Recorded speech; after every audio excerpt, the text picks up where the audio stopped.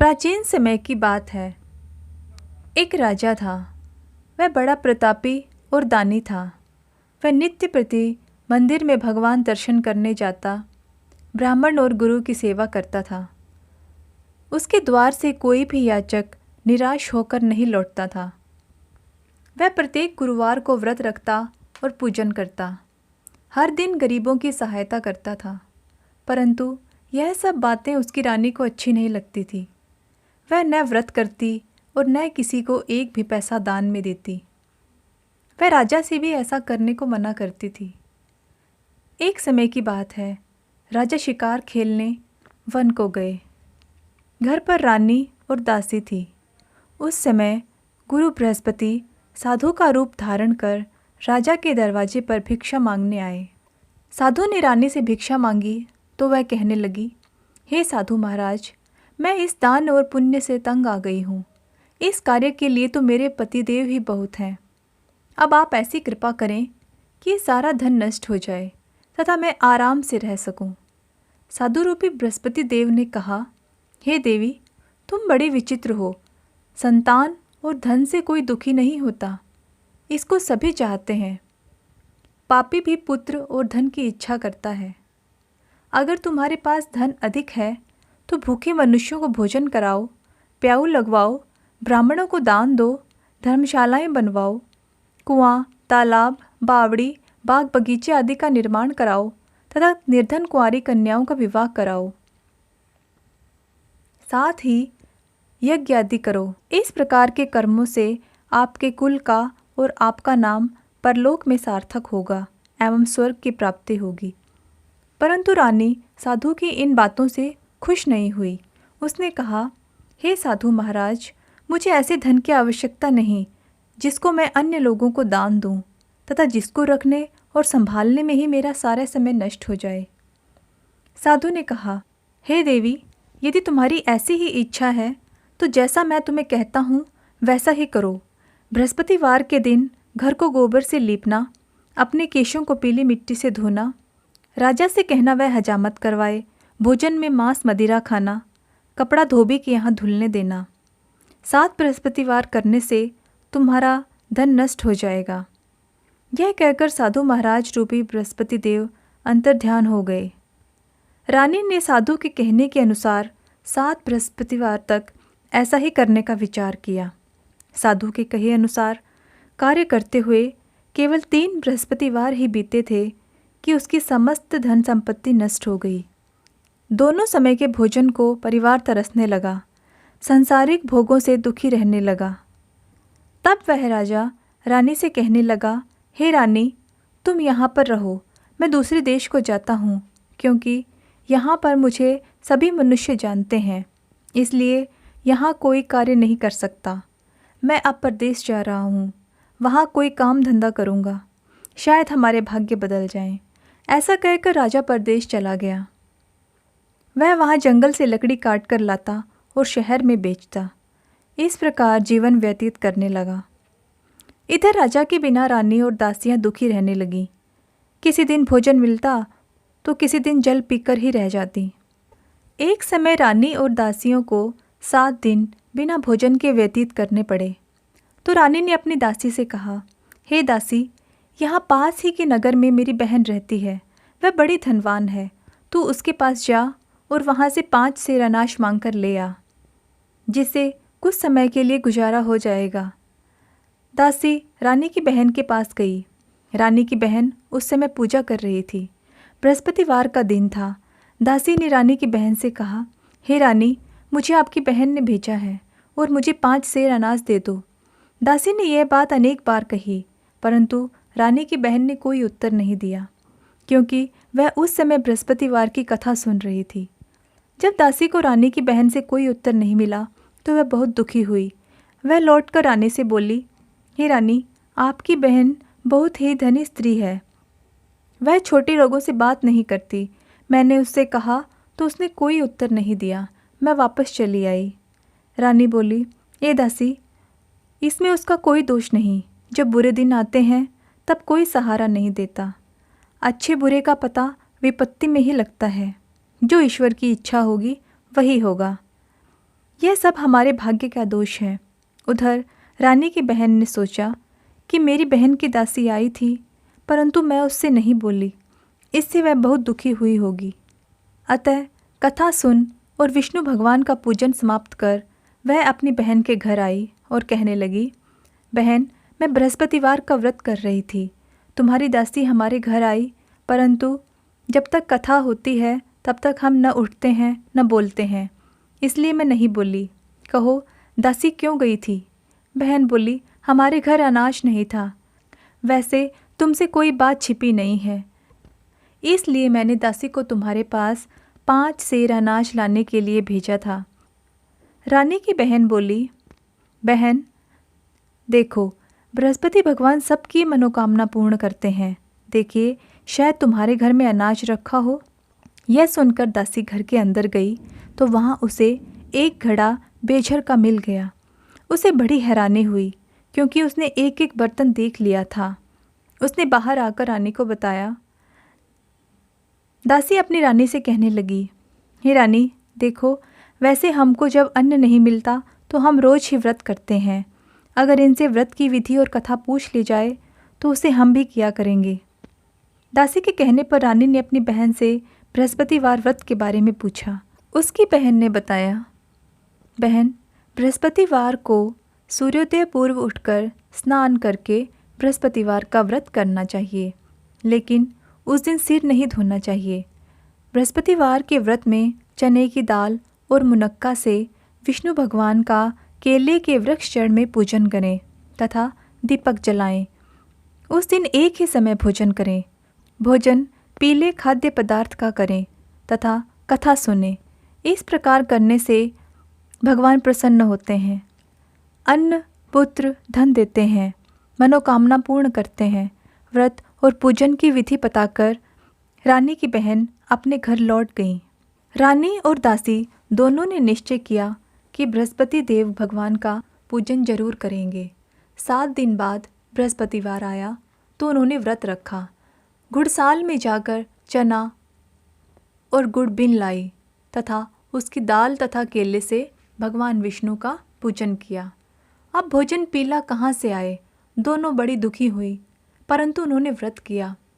इस कारण बृहस्पति देव भगवान प्रसन्न हुए और एक साधारण व्यक्ति के रूप में वे 2 थालों में सुंदर पीला भोजन लेकर आए और दासी को देकर बोले, हे दासी, यह भोजन तुम्हारे लिए और रानी के लिए है, तुम दोनों करना। दासी भोजन पाकर बड़ी प्रसन्न हुई। उसने जाकर रानी से सारी बात बताई। दोनों ने गुरु भगवान को नमस्कार किया और भोजन प्रारंभ किया। उसके बाद से वे प्रत्येक बृहस्पतिवार को गुरु भगवान का व्रत और पूजन करने लगीं। बृहस्पति भगवान की कृपा से उनके पास धन हो गया, परंतु रानी फिर से पहले की तरह आलस्य करने लगी। तब दासी बोली, देखो रानी, तुम पहले भी इस प्रकार आलस करती थी, तुम्हें धन के रखने में कष्ट होता था, इस कारण सभी धन नष्ट हो गया। अब गुरु भगवान की कृपा से धन मिला है तो फिर से तुम्हें आलस्य होता है। बड़ी मुसीबतों के बाद हमें यह प्राप्त हुआ है, इसलिए हमें दान पुण्य करना चाहिए। तुम भूखे मनुष्यों को भोजन कराओ, प्याऊ लगवाओ, ब्राह्मणों को दान दो, मंदिर पाठशाला बनवाकर दान दो, कुंवारी कन्याओं का विवाह करवाओ, धन को शुभ कार्यों में खर्च करो, जिससे तुम्हारे कुल का यश बढ़े तथा स्वर्ग प्राप्त हो और पितृ प्रसन्न हो। दासी की बात मानकर रानी ने इस प्रकार के कार्य करने आरंभ कर दिए, जिससे उनका यश काफ़ी फैलने लगा। एक दिन रानी और दासी आपस में विचार करने लगी कि न जाने राजा किस दशा में होंगे, उनकी कोई खोज खबर नहीं है। गुरु भगवान से उन्होंने प्रार्थना की और भगवान ने रात्रि में राजा को स्वप्न में आकर कहा, हे राजा, उठ, तेरी रानी तुझको याद करती है, अब अपने देश लौट जा। राजा प्रातःकाल उठकर जंगल से लकड़ियां काट कर लाने के लिए चल पड़ा। जंगल से गुजरते हुए वह सोचने लगा, रानी की गलती से उसे कितने दुख भोगने पड़े। राजपाट छोड़कर उसे जंगल में आकर रहना पड़ा। उसी समय उस जंगल में बृहस्पति देव एक साधु का रूप धारण कर आए और राजा के पास आकर बोले, हे लक्कड़हारे, तुम इस सुनसान जंगल में किस चिंता में बैठे हो, मुझे बतलाओ। यह सुनकर राजा के नेत्रों में जल भर आया। और साधु की वंदना कर बोला, हे प्रभु, आप सब कुछ जानने वाले हैं। इतना कहकर राजा ने साधु को अपनी संपूर्ण कहानी सुना दी। महात्मा दयालु होते हैं। राजा से बोले, हे राजा, तुम्हारी पत्नी ने बृहस्पति देव के प्रति अपराध किया है, जिसके कारण तुम्हारी यह दशा हुई। अब तुम किसी प्रकार की चिंता मत करो, भगवान तुम्हें पहले से अधिक धन देंगे। देखो, तुम्हारी पत्नी ने बृहस्पतिवार का व्रत प्रारंभ किया है। अब तुम भी बृहस्पतिवार का व्रत करके चने की दाल व गुड़ जल के लोटे में डालकर केले का पूजन करो। फिर कथा कहो या सुनो, भगवान तुम्हारी सभी मनोकामनाएं पूर्ण करेंगे। साधु को प्रसन्न देखकर राजा बोला, हे प्रभु, मुझे लकड़ी बेचकर इतना पैसा भी नहीं बचता जिसे भोजन करने के उपरांत कुछ बचा सकूं। मैंने रात्रि में अपनी रानी को व्याकुल देखा है। मेरे पास कोई साधन नहीं जिससे समाचार जान सकूं। फिर मैं बृहस्पति देव की क्या कहानी कहूँ? मुझको तो कुछ भी मालूम नहीं है। साधु ने कहा, राजा, तुम किसी बात की चिंता मत करो। बृहस्पतिवार के दिन तुम रोजाना की तरह लकड़ियाँ लेकर शहर में जाओ। तुम्हें रोज से दुगना धन प्राप्त होगा, जिससे तुम भली भांति भोजन कर लोगे तथा बृहस्पति देव की पूजा का सामान आ जाएगा। गुरुदेव की आज्ञा अनुसार राजा अपने नगर को चल दिया। राजा जब नगर के निकट पहुंचा तो उसे बड़ा आश्चर्य हुआ। नगर में पहले से अधिक बाग, तालाब, कुएं तथा बहुत सी धर्मशालाएं, मंदिर आदि बने हुए थे। राजा ने पूछा, ये किसका बाग और धर्मशाला है? तब नगर के सब लोग कहने लगे, यह सब रानी और दासी द्वारा बनवाए गए हैं। राजा को आश्चर्य हुआ और गुस्सा भी आया। जब रानी ने खबर सुनी कि राजा आ रहे हैं तो उसने अपनी दासी से कहा, हे दासी, देख, राजा हमको कितनी बुरी हालत में छोड़कर गए थे। अब वह हमारी हालत देखकर लौट न जाएं, इसलिए तू दरवाजे पर खड़ी हो जा। रानी की आज्ञा अनुसार दासी दरवाजे पर खड़ी हो गई। जब राजा आए तो उन्हें अपने साथ महल में ले आई। राजा ने क्रोध करके अपनी तलवार निकाली और पूछने लगा, बताओ, यह धन तुम्हें कैसे प्राप्त हुआ है? तो रानी ने बताया, यह सब हमें बृहस्पति देव के व्रत के प्रभाव से प्राप्त हुआ है। राजा ने तब निश्चय किया कि 7 रोज बाद तो सभी बृहस्पति देव का पूजन करते हैं, परंतु मैं रोजाना दिन में 3 बार कथा कहा करूँगा तथा रोज व्रत किया करूँगा। अब हर समय राजा के दुपट्टे में चने की दाल बंधी रहती तथा दिन में 3 बार कथा कहता। एक रोज राजा ने विचार किया कि चलो अपनी बहन के यहाँ हो आएं। इस तरह का निश्चय कर राजा घोड़े पर सवार होकर अपनी बहन के यहाँ चल दिया। मार्ग में उसने देखा कि कुछ आदमी एक मुर्दे को लिए जा रहे हैं। उन्हें रोककर राजा कहने लगा, अरे भाइयों, मेरी बृहस्पतिवार की कथा सुन लो। वे बोले, लो, हमारा आदमी तो मर गया है, इसको अपनी कथा की पड़ी है। परंतु कुछ आदमी बोले, अच्छा कहो, हम तुम्हारी कथा भी सुनेंगे। राजा ने दाल निकाली और कथा कहनी शुरू कर दी। जब कथा आधी हुई तो मुर्दा हिलने लगा और जब कथा समाप्त हो गई तो राम राम करते हुए वह मुर्दा खड़ा हो गया। राजा आगे बढ़ा, उसे चलते चलते शाम हो गई। आगे मार्ग में उसे एक किसान खेत में हल चलाता हुआ मिला। राजा उससे बोला, अरे भैया, तुम मेरी बृहस्पतिवार की कथा सुन लो। किसान बोला, जब तक मैं तेरी कथा सुनूंगा तब तक 4 हरैया जोत लूँगा। जा, अपनी कथा किसी और को सुनाना। राजा आगे चलने लगा। राजा के हटते ही बैल पछाड़ खाकर गिर गए तथा किसान के पेट में बहुत जोर से दर्द होने लगा। उसी समय किसान की माँ रोटी लेकर आई। उसने जब यह सब देखा तो अपने पुत्र से सब हाल पूछा। बेटे ने सारा हाल बता दिया। बुढ़िया दौड़ी दौड़ी उस घुड़सवार के पास गई और बोली, मैं तेरी कथा सुनूंगी, तू अपनी कथा मेरे खेत पर ही चलकर कहना। राजा ने लौटकर बुढ़िया के खेत पर जाकर कथा कही, जिसके सुनते ही बैल खड़े हो गए तथा किसान के पेट का दर्द भी बंद हो गया। राजा अपनी बहन के घर पहुंच गया। बहन ने भाई की खूब मेहमानी की। दूसरे रोज प्रातःकाल राजा जागा तो वह देखने लगा कि सब लोग भोजन कर रहे हैं।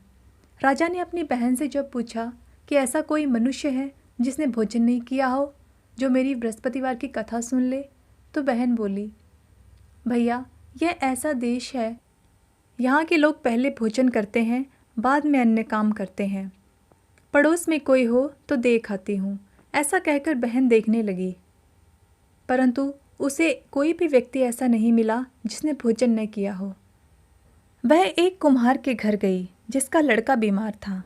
उसे मालूम हुआ कि उसके यहाँ 3 दिन से किसी ने भोजन नहीं किया है।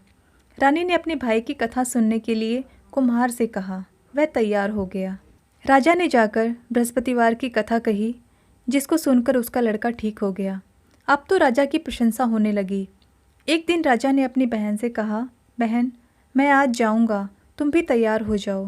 राजा की बहन ने अपनी सास से भाई के साथ जाने के लिए आज्ञा मांगी तो सास बोली, चली जा, परंतु अपने लड़कों को मत ले जाना, क्योंकि तेरे भाई के यहाँ कोई संतान नहीं है। बहन ने अपने भाई से कहा, भैया, मैं तो चलूँगी, परंतु कोई बालक नहीं जाएगा। राजा ने कहा कि जब कोई बालक नहीं चलेगा तो तुम ही जाकर क्या करोगे। दुखी मन से राजा अपने नगर को लौट आया। राजा ने अपनी रानी से कहा, हम निसंतान हैं, इसलिए कोई हमारे घर आना पसंद नहीं करता। इतना कह वह बिना भोजन आदि किए शैया पर लेट गया। रानी बोली, हे प्रभु, बृहस्पति देव ने हमें सब कुछ दिया है, वे हमें संतान भी अवश्य देंगे। उसी रात बृहस्पति देव ने राजा को स्वप्न में आ कहा, हे राजा, उठ, सभी सोच त्याग दे, तेरी रानी गर्भवती है। राजा को यह जानकर बड़ी खुशी हुई। 9वें महीने रानी के गर्भ से एक सुंदर पुत्र पैदा हुआ। जब राजा की बहन ने यह शुभ समाचार सुना तो वह बहुत खुश हुई तथा बधाई लेकर अपने भाई के यहाँ आई। तभी रानी ने कहा, घोड़ा चढ़कर नहीं आई, गधा चढ़ी आई। राजा की बहन बोली, भाई, मैं इस प्रकार न कहती तो तुम्हें औलाद कैसे मिलती। बृहस्पति देव ऐसे ही हैं, जिनके मन में जो मनोकामनाएं होती हैं वो सभी को पूर्ण करते हैं। जो सद्भावना पूर्वक बृहस्पतिवार की कथा कहता है, पढ़ता है, सुनता है तथा दूसरों को सुनाता है, बृहस्पति देव उसकी मनोकामना पूर्ण करते हैं। जैसे रानी और राजा की मनोकामनाएं बृहस्पति देव ने पूर्ण की, वैसे सभी की इच्छाएं पूर्ण हों।